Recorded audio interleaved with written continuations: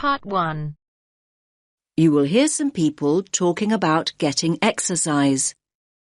First, you have some time to look at questions 1 to 7.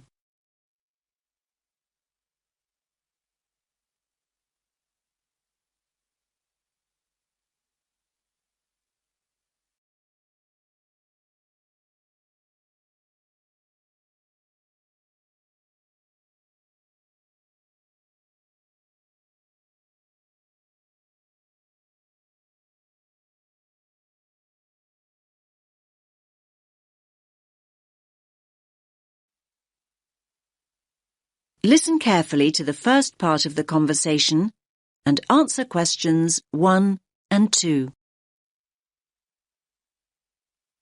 Hey, Janos, have you seen this notice here? What's that? Join our mole walking program, Get Fit, for free. Now, I like the sound of that. I can't afford to keep up my gym membership this term. It's too expensive. I know what you mean. But what exactly is mole walking? Sounds a bit boring to me. Hold on. OK, it may sound boring, but it might be a great opportunity to take exercise. Think about it. A climate-controlled environment where you can take exercise without having to worry about the wind or the rain. Wind and rain? Have you actually looked at the weather outside? It's snow and ice out there. I only came into the mall to keep warm. Well, it is winter and we are in Canada after all. So just think, by mole walking we can exercise indoors instead of outdoors. Great. And another thing, we won't have to worry about the traffic. Just think, no busy roads to cross and no rush hours to think about. Come on, it's worth a try. You're still not exactly selling it to me. Imagine walking past the same stores, and they're not even open.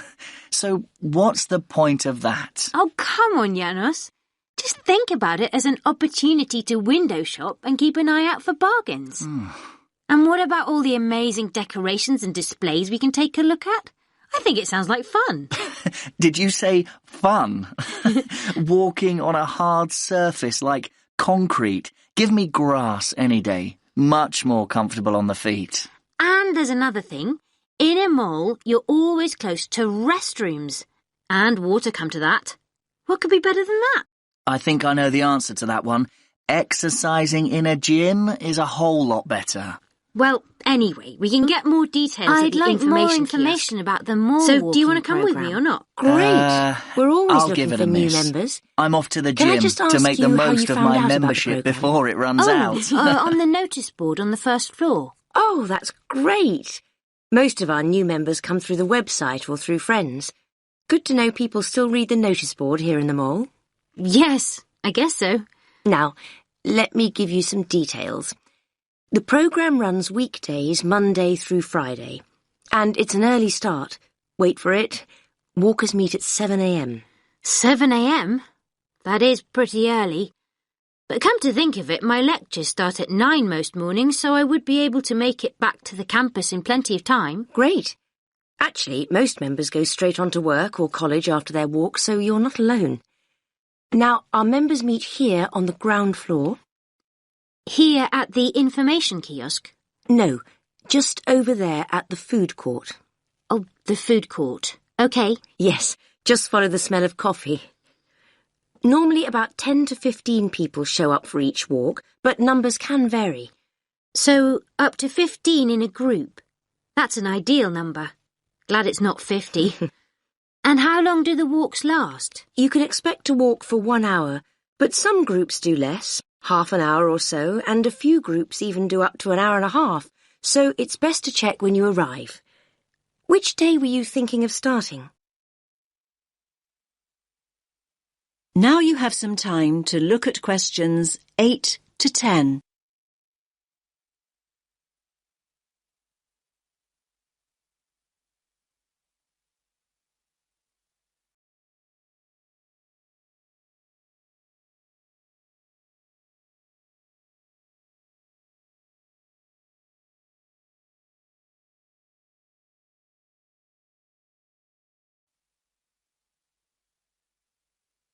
Now listen to the rest of the conversation and answer questions 8 to 10. Well, next Monday would work for me.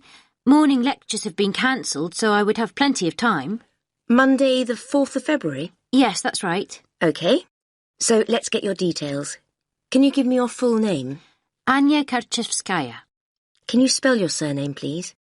Yes. Karczewskaya.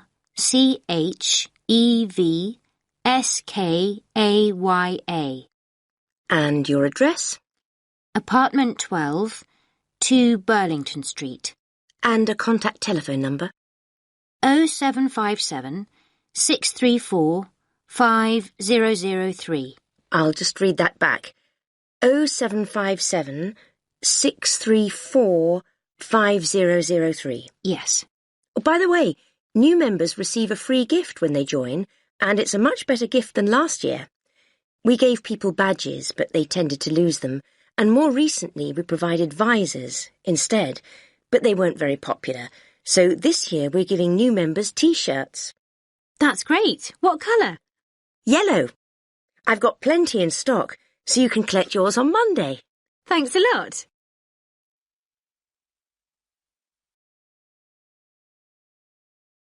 That is the end of part 1. You now have half a minute to check your answers.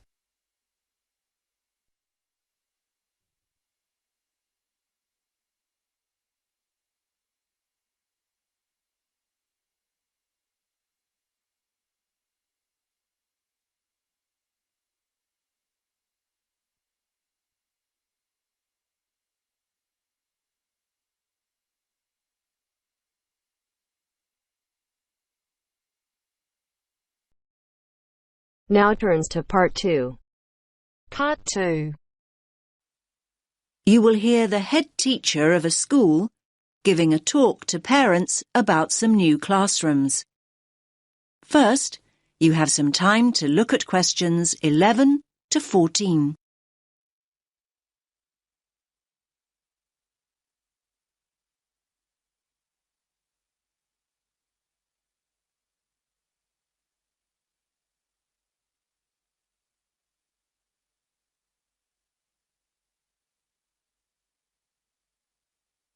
Listen carefully to the first part of the talk and answer questions 11 to 14. Good evening, everyone, and thanks for making it along. I know how busy you all are with term coming to an end. As you know, the aim of this meeting is to show you the plans we've got to add 2 new classrooms and how that will affect the playground.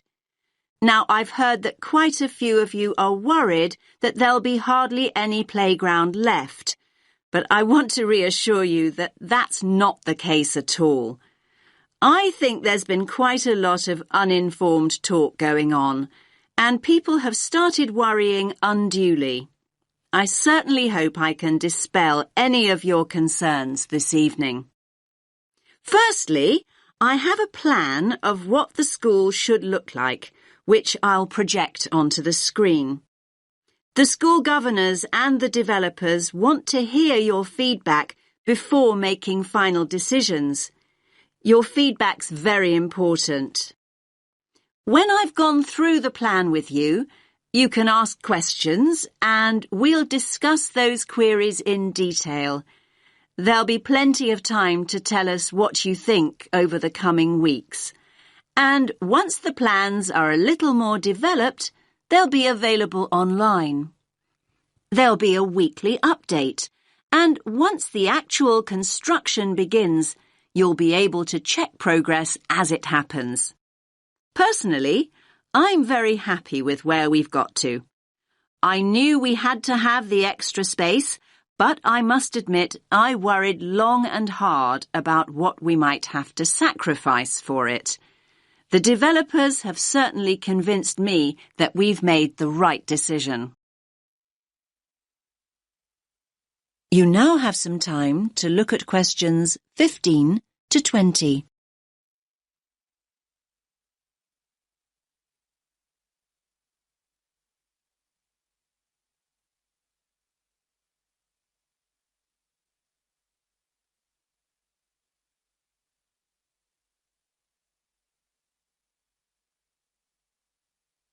Now listen to the rest of the talk and answer questions 15 to 20.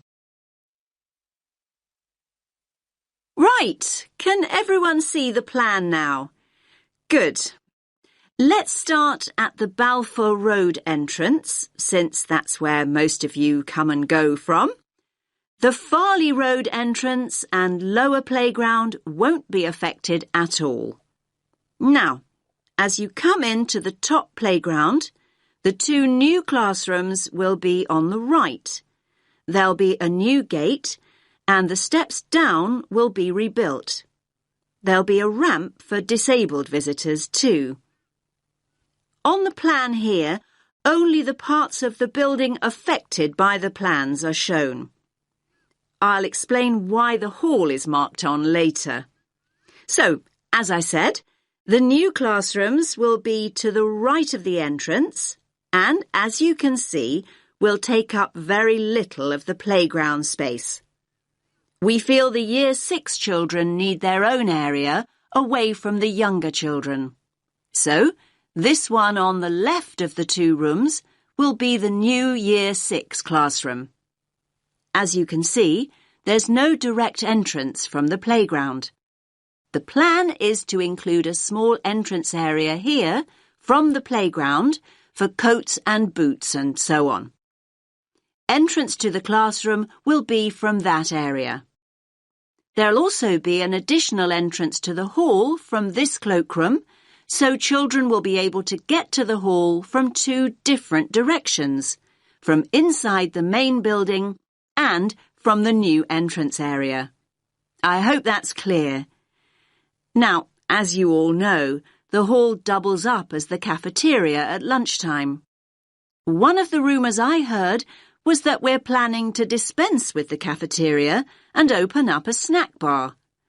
I can categorically state that replacing healthy school meals with a snack bar is not remotely in our thoughts. The other new classroom, that's the one with the playground entrance here, is going to be an exciting new venture for us. That's because its principal use will be for the preschool and after-school clubs. More and more parents want that facility outside school hours, and we need a dedicated space to run these activities. I think there were also worries about the nursery school, though I'm not really sure why, to be honest with you.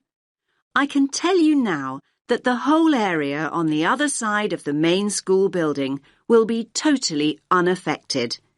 The nursery will continue operating as it does now.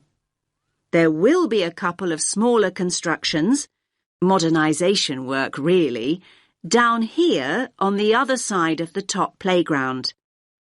Cycling into school is getting more and more popular, so we're replacing the old bike sheds with a brand new bicycle bay. There'll be space for 60 bikes. The children's toilets will also be modernised, and the children will be able to enter them from inside the school building rather than from the playground as they do now. There'll be brand new staff toilets in that part of the building too, I'm pleased to say. So, I hope that's at least started to allay a few fears. Take a few minutes to look at the plan that I'll get out of the way. Then I'll answer a few questions if you have any. Does that make sense to you? That is the end of part 2. You now have half a minute to check your answers.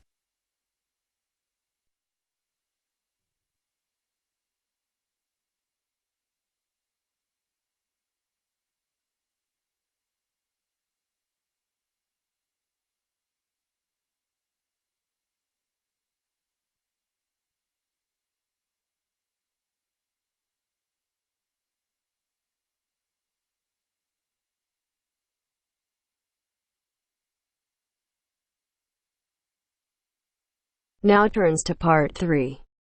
Part 3. You will hear a tutor giving advice to a student. First, you have some time to look at questions 21 to 28.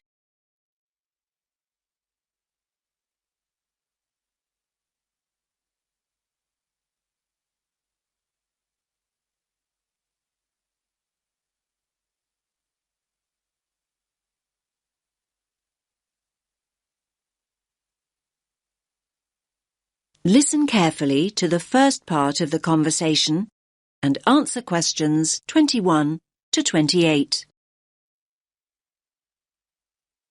Hi, Leo. What is it you wanted to ask me about? I'm worried about the exams. I don't mean if I pass them or not. I mean about revising. I don't think I know how to revise. I mean, every time I start looking back over my work, I just switch off. I can't concentrate. I don't think you're the first student that ever said that, Leo. Hmm. Are you revising at the right time? I mean, are you leaving it until too late at night when you've got no energy left? It's hard to achieve anything when you're exhausted. No, not really. It doesn't seem to make any difference what time it is. Well, are you worrying too much about the subjects you feel you're not very good at? I mean, are you revising only what you find difficult? I guess I am doing that. Isn't that the best approach to revision? Not necessarily. I'd say it's better to revise something you enjoy and something you feel confident about first. That'll get you into the swing of things, and then you can go on to more challenging things. Anyway, you have to think about the whole purpose of revision. Is the objective to do as well as you possibly can in your strong subjects, or to bring your weaker subjects up to an acceptable level? I'm not sure I see the point of revising what I think I'll pass anyway. But revising a stronger subject might mean getting an A grade rather than a B. That might be more rewarding and beneficial in the long run. You might look back and feel a greater sense of pride in getting a couple of A grades than you would about scraping through 3 or 4 other subjects. Yes, I see what you're saying. I hadn't thought about it like that before. I'm not saying that that's what you should do. I'm trying to help you see the possibilities. Yes, I see that. Do you think I should accept that there are 1 or 2 subjects I'll fail and just forget about them? Oh, I wouldn't want to give you that advice. I think you should go into each of the exams at least hoping for a pass grade. My advice would be to set a time limit on how long you'll spend on each subject. You may want to spend a little longer on the subjects you find most difficult, but not an excessive amount of time. Yes, thanks. That's helpful advice. Do you have any more tips about how to go about the actual studying? I mean, how can I keep focused? Well, what sort of learner do you think you are? What do you mean? Well, if you're a visual learner, you like seeing things. From what I know of you, I think you probably are a very visual learner.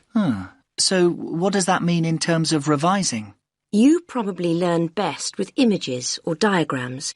You could try organising information into tables or flowcharts. I do sometimes make mind maps. Good idea.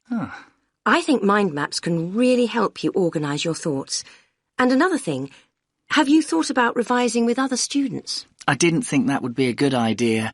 I mean, if I can't concentrate by myself, I certainly wouldn't be able to concentrate when there's another person there to distract me. Now you have some time to look at questions 29 and 30.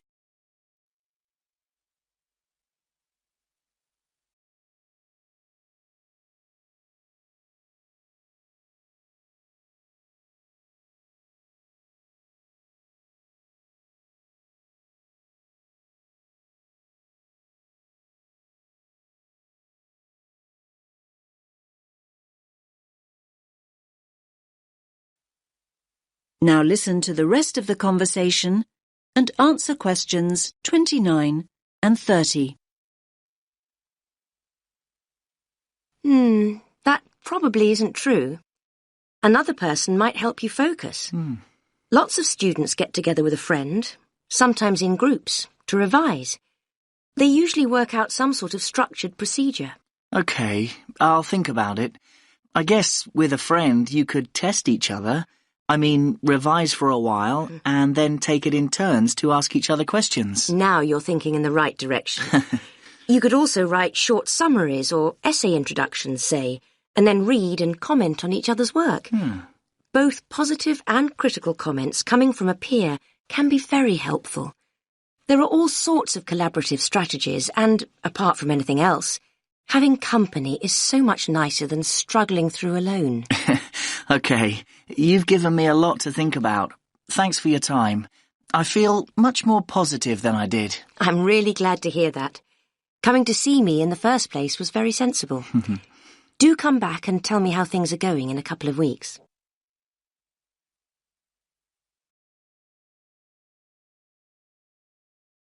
That is the end of part 3. You now have half a minute to check your answers.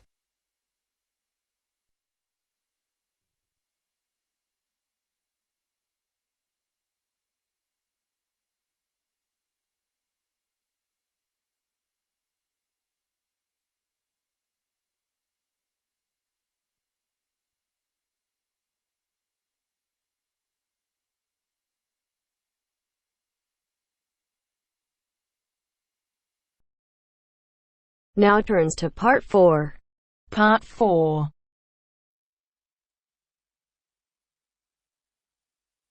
You will hear a woman giving a lecture about the positive effects of laughter.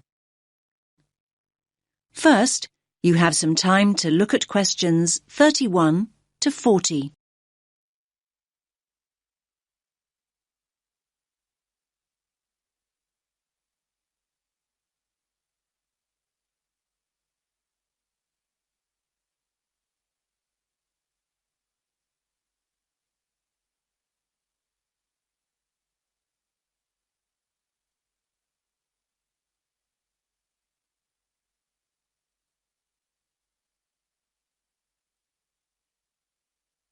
Listen carefully to the lecture and answer questions 31 to 40.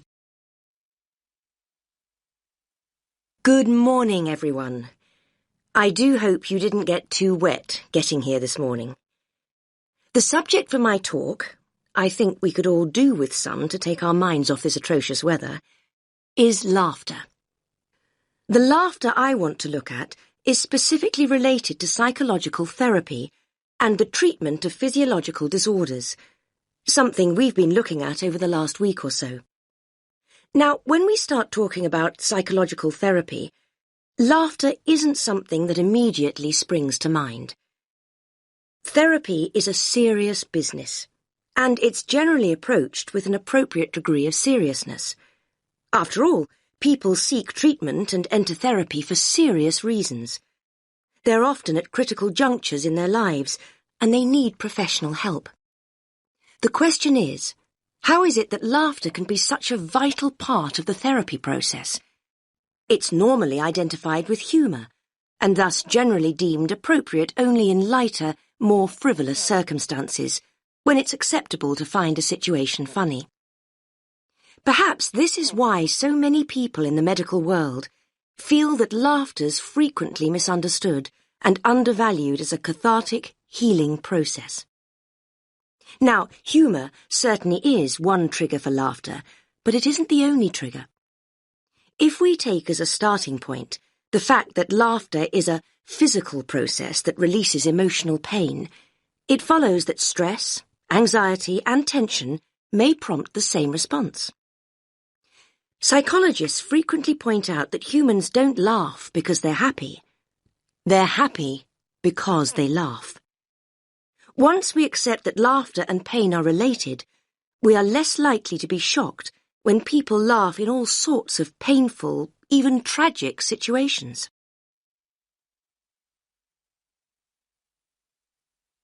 Cathartic psychotherapy utilizes laughter as an essential medium for healing emotional pain. It's specific to the release of anger, fear, and boredom. When people laugh, they free themselves of painful feelings. The amount of pain the body releases during a single burst of laughter is immeasurable, but we know that the body will keep discharging pain cathartically until there's no longer a need. The only obstacle to the process is the self-constraint we learn to impose on ourselves during our early years. We're taught the virtues of self-control from infancy, and any loss of that control during an emotional outpouring is discomforting. We fail to realize that when we lose control, we actually gain in many other ways. Our cultural preference for processing feelings cognitively, instead of feeling them physically, maintains and prolongs emotional distress. Patients who have had upbringings during which feelings were suppressed may have quashed their ability to laugh, cry, and become angry. Clinicians can help individuals regain these cathartic processes, enabling them to release deep-rooted emotions that may be an obstacle to happiness. Only now has research begun to validate the notion that emotions are stored in the body rather than the mind. Recently developed cathartic techniques allow practitioners to teach patients how to access their hidden emotions and release them. The more catharsis the patient experiences, the more rapidly he or she progresses through the healing process. Laughter is probably the least threatening cathartic process, at least to the person expressing the laughter, and so it has an essential role. It's often a stepping stone to other forms of emotional release, like crying or showing rage. So why, you might ask, has the mental health community been so slow to accept laughter as a healing tool? Well, for reasons I've already outlined. Like any expression of the true self, laughter is radical and revolutionary, and laughing at what is seemingly misfortune upsets conformity. We in the medical professions must challenge the antiquated view that adult laughter is silly and inappropriate. We have to ensure that patients don't reject the healing power of their laughter, in the fear that others will see them as making light of their issues. Traditionally, mental health practitioners have viewed laughter as a way of hiding painful emotion. In contrast, cathartic psychotherapy understands that laughter releases emotion. Through laughter, feelings erupt from within into the outside world. If people suppress laughter, they also stifle the release of pain. The catharsis of laughter doesn't change people's circumstances, but it does change the way people relate to those circumstances. It enables them to take a different view, a view from which terrible misfortune can seem so much more bearable. This allows people to remember, to feel, and to explore without fearing that they'll be trapped by what they can't control. Life's most tragic events often have an essence of absurdity, and this can be the trigger point for laughter. Some people deal with emotional pain instinctively and come along to therapy already laughing and crying. There are many others, however, that need assistance. That is the end of part 4. You now have half a minute to check your answers.